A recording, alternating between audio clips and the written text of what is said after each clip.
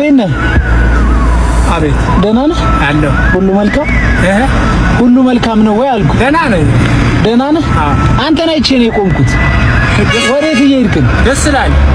ወዴት እየሄድክ ነው? አይላንድ ሽጬ ምሳ ልበላ። አልበላህም? ምሳ ቁርስ አልበላሁ። ሲገርመኝ ነገር እውነት በል። እውነት አልፈሰክም?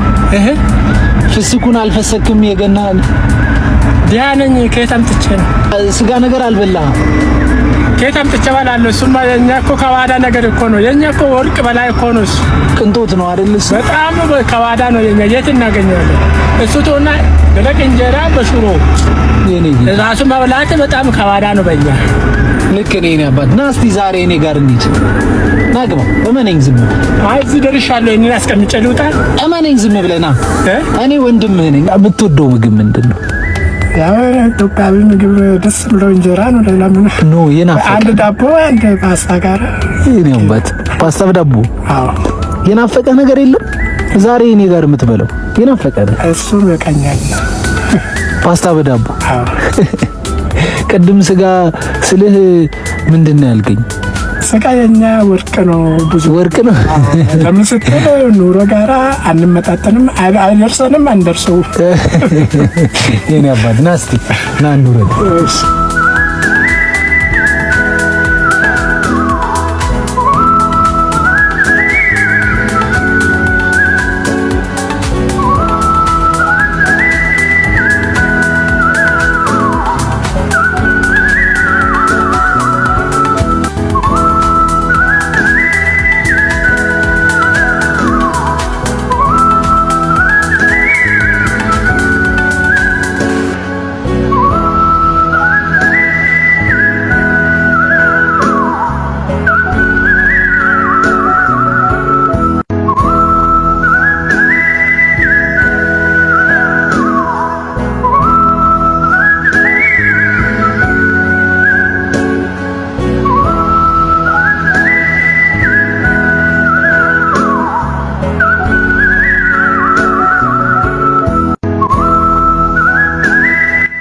ዛሬ ጾም ስለሆነ ምንም ማድረግ አልቻልኩም። እንግዲህ እሱም ችግር አለ።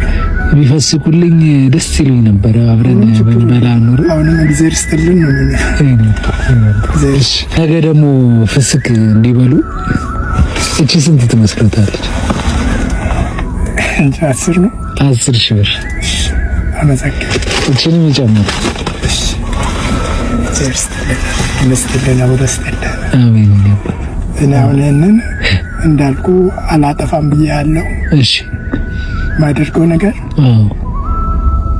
ከዚህ ያለ ቅድም አየኝ ህይወት ለወጣለሁ።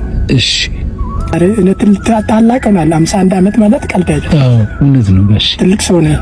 እኔም እኮ አንተ እያልኩ ነበረ፣ ሲታዩ አይመስሉም። አሁን አንቱ ብያ ትልቅ ሰው ነኝ፣ ግን እዚህ ሆኜ ለብነትና ልመና ጠላለሁ በህይወት ላይ በቃ ችግሬ ናት። ልመናና ለብነት አዲስ አበባ ገፋ በላ ምናምን ዓመት ኖሬያለሁ። ሁለቱ ነገር አይነካኝ፣ ግን ድህነት ነካከኛል። እግዚአብሔር ከረዳኝ ሲታደሳለሁ። እግዚአብሔር ያውቃል፣ እሱ ያውቃል። እንኳን ደስ አሉት። በጣም ደስ ብሎኛል። የኔ አባት በዚች ውስጥ ያድርጋት፣ ሞዴዋ ደግሞ እንዳይወስድ መልእክተኛ ነኝ እንዳልኩት። እንግዲህ እግዚአብሔር ከእርሶ ጋር ይሁን። በጣም ደስ ብሎኛል የኔ አባት።